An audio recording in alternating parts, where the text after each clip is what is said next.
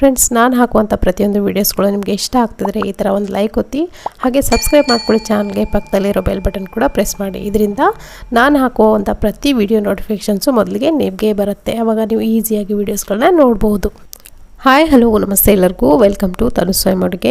ಇವತ್ತಿನ ರೆಸಿಪಿನಲ್ಲಿ ನೋಡ್ತಿರ್ಬೋದು, ನಾನಿಲ್ಲಿ ಬಾಳೆಕಾಯಿನ ಉಪಯೋಗಿಸ್ಕೊಂಡು ಒಂದು ಈಸಿಯಾಗಿರುವಂಥ, ಟೇಸ್ಟಿಯಾಗಿರುವಂಥ, ಎಲ್ರಿಗೂ ಆಲ್ ಟೈಮ್ ಫೇವ್ರೇಟ್ ಆಗಿರುವಂಥ ಒಂದು ಸ್ನ್ಯಾಕ್ಸ್ ಮಾಡೋದು ತೋರಿಸ್ತಾ ಇದ್ದೀನಿ. ಬನ್ನಿ, ಆಗಿದ್ರೆ ಕ್ವಿಕ್ಕಾಗಿ ಮಾಡೋದು ನೋಡೋಣ.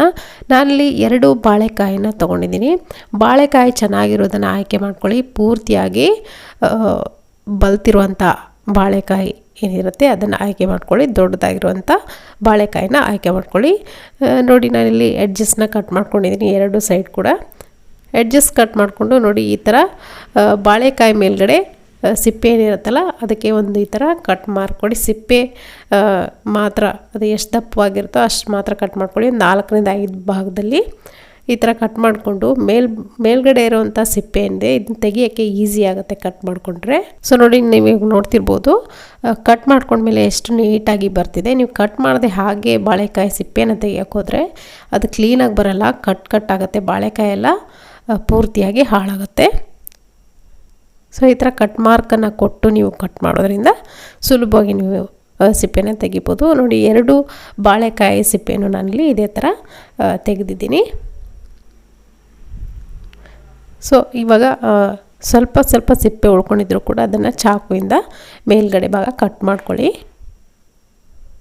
ಇವಾಗ ಇದನ್ನು ಸ್ಲೈಡ್ಸ್ ಆಗಿ ಕಟ್ ಮಾಡ್ಕೊಳ್ಳೋಣ. ಚಿಕ್ಕ ಸ್ಲೈಸಸ್ ಆಗಿ ಕಟ್ ಮಾಡ್ಕೊಳ್ತಿದ್ದೀನಿ ನಾನಿಲ್ಲಿ.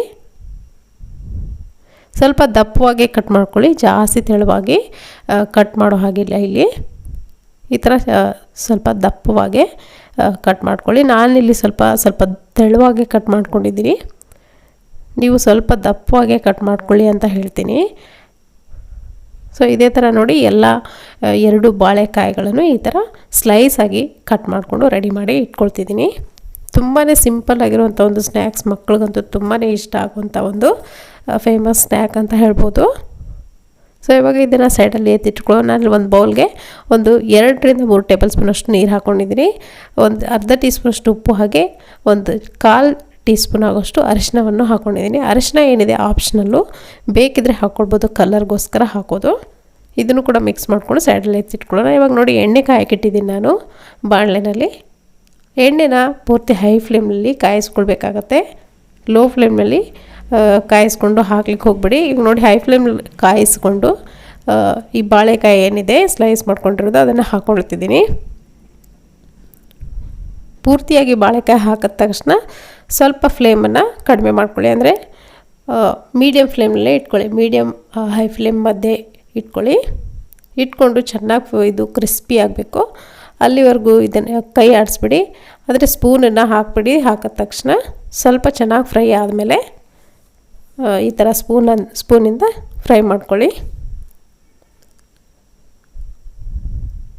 ಸೊ ನಾನಿಲ್ಲಿ ಯಾವಾಗಲೂ ಹೇಳಿದಾಗೆ ತುಂಬ ತೆಳುವಾಗಿ ಕಟ್ ಮಾಡ್ಕೊಂಡಿದ್ದೀನಿ. ಸ್ವಲ್ಪ ದಪ್ಪವಾಗಿ ಕಟ್ ಮಾಡಿಕೊಂಡ್ರೆ ಮಾತ್ರ ತುಂಬಾ ಕ್ರಿಸ್ಪಿಯಾಗಿ ಆಗುತ್ತೆ. ಇದು ಎಕ್ಸ್ಟ್ರಾ ಕ್ರಿಸ್ಪಿಯಾಗಿ ಆಗುತ್ತೆ. ನಾನು ತೆಳುವಾಗಿ ಕಟ್ ಮಾಡ್ಕೊಂಡಿರೋದ್ರಿಂದ ಬಾಯಲ್ಲಿ ಇಟ್ಟರೆ ಕರಗುತ್ತೆ ಅಂತಾರಲ್ಲ, ಆ ಥರ ಆಗುತ್ತೆ. ಹಾಗಾದರೆ ನಿಮಗೆ ಚಿಪ್ಸ್ ತಿಂದ ಹಾಗೆ ಆಗೋದಿಲ್ಲ. ಸ್ವಲ್ಪ ದಪ್ಪವಾಗೇ ಇರಬೇಕು ಬಾಳೆಕಾಯಿ ಚಿಪ್ಸು. ಇವಾಗ ನೋಡಿ, ಪೂರ್ತಿಯಾಗಿ ಫ್ರೈ ಆದಮೇಲೆ ಕ್ರಿಸ್ಪಿಯಾಗಿ ಮೇಲ್ಗಡೆ ನೋಡಿ ಉಪ್ಪು ನೀರೇನಿದೆ ಅದನ್ನು ಹಾಕ್ಕೊಳ್ತಾ ಇದ್ದೀನಿ. ಬಾಳೆಕಾಯಿ ಮೇಲ್ಗಡೆ ಬೀಳೋ ಥರ ಹಾಕ್ಕೊಂಡು ಮೀಡಿಯಮ್ ಹೈ ಫ್ಲೇಮ್ ಇಟ್ಕೊಂಡು ಇದನ್ನು ಫ್ರೈ ಮಾಡ್ಕೊಳ್ಬೇಕಾಗತ್ತೆ.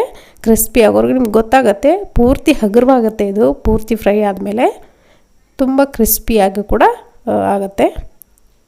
ಇವಾಗ ನೋಡ್ತಿರ್ಬೋದು, ಪೂರ್ತಿ ಹಗುರಾಗಿದೆ. ಹಾಗೆ ಕ್ರಿಸ್ಪಿನೆಸ್ ಕೂಡ ನಿಮ್ಗೆ ಗೊತ್ತಾಗ್ತಿರ್ಬೋದು ಸ್ಪೂನ್ನಲ್ಲಿ. ಈ ಥರ ಕಲರ್ ಚೇಂಜ್ ಆಗ್ತಿರ್ಬೇಕಾದ್ರೆ ನಾನಿಲ್ಲಿ ತೆಗಿತಾ ಇದ್ದೀನಿ. ಪೂರ್ತಿ ಇನ್ನೂ ಫ್ರೈ ಮಾಡಿದ್ರೆ ಪೂರ್ತಿ ಬ್ರೌನಿಷ್ ಆಗುತ್ತೆ, ಅವಾಗ ಟೇಸ್ಟ್ ಚೆನ್ನಾಗಿ ಬರೋದಿಲ್ಲ.